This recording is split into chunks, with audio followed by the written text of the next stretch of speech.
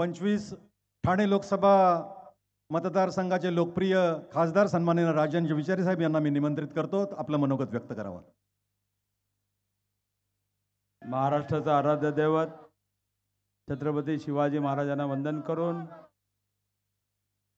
हिंदू हृदय सम्राट शिवसेना प्रमुख बाळासाहेब ठाकरे, त्याचबरोबर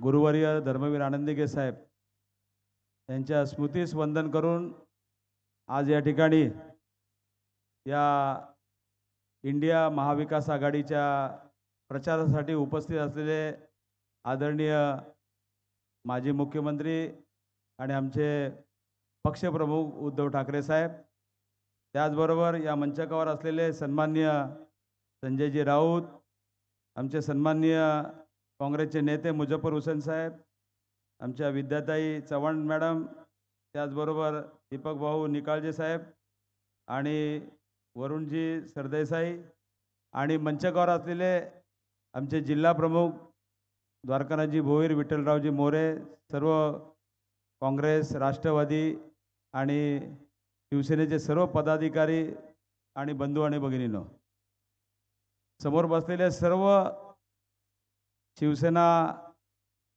राष्ट्रवादी, काँग्रेस, आप यांचे सर्व निष्ठावंत कार्यकर्ते आणि पदाधिकारी, मी जास्त काय बोलणार नाही.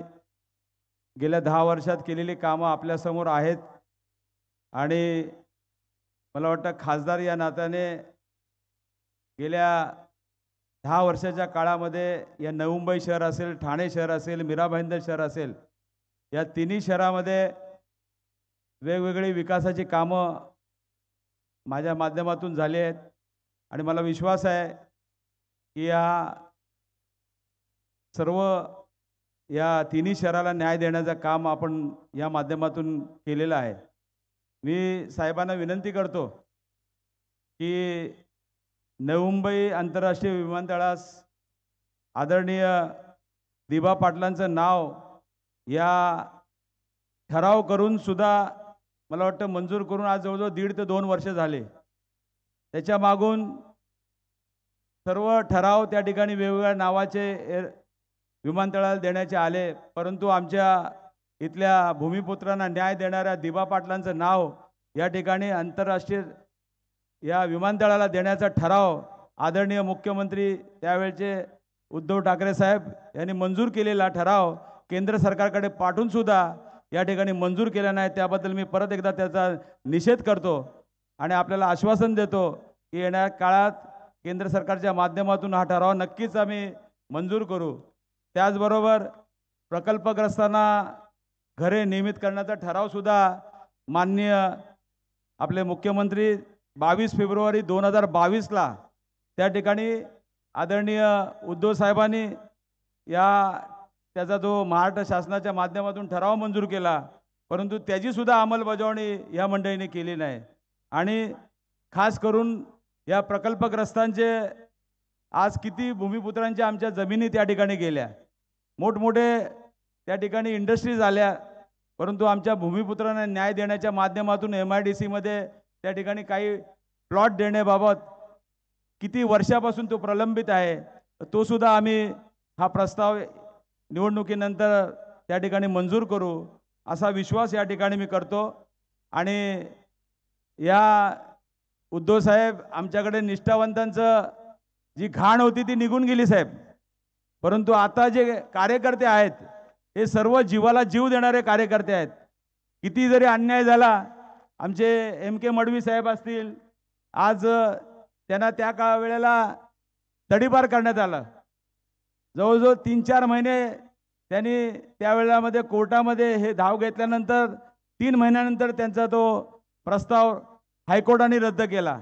आज परत एकदा इलेक्शनच्या मोडवरती त्या ठिकाणी त्यांच्यावरती केसेस टाकल्या गेल्या आणि त्या केसेसच्या अंतर्गत इलेक्शनला ते येऊ नये यासाठी सुद्धा त्यांच्यावरती पोलीस अधिकाऱ्यांवरती दबाव आणून त्या ठिकाणी कोर्टामध्ये सदा स्टे दाखल करायचा होता, तो सुद्धा त्यांनी दिला नाही.